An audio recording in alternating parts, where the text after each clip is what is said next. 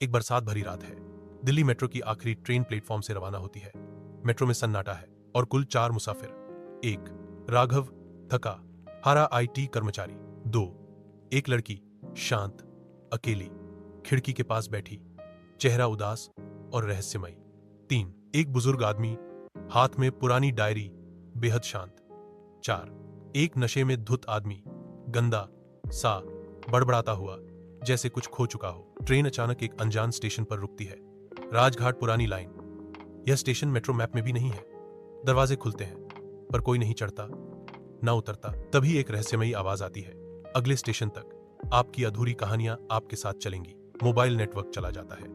माहौल अजीब होता जा रहा है। फ्लैशबैक, यात्रियों के राज खुलते हैं और राघव, उसे याद आता है कि जब उसकी मां ICU में थी, उसने उनकी कॉल बिज्जी हूं कहकर काट दी थी। अगले दिन वो चल बसी।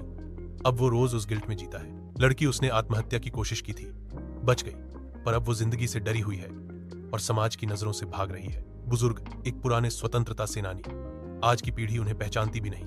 वो सिर्फ अपनी डायरी में पुरानी यादें समेटते रहते हैं। नशेड़ी आदमी, कभी एक मशहूर म्यूजिक डायरेक्टर था।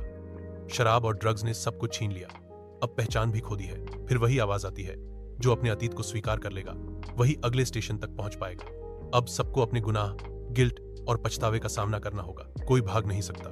राघव अपनी मां की तस्वीर को देखकर रोता है और माफी मांगता है। लड़की खुद को माफ करती है और बाहर देखने लगती है। बुजुर्ग डायरी बंद करके मुस्कुराते हैं, अब चलने का वक्त है।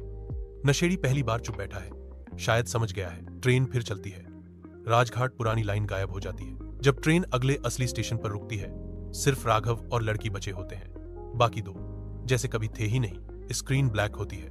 एक लाइन उभरती है, कुछ सफर सिर्फ गंतव्य तक नहीं, खुद तक पहुंचने के लिए होते हैं।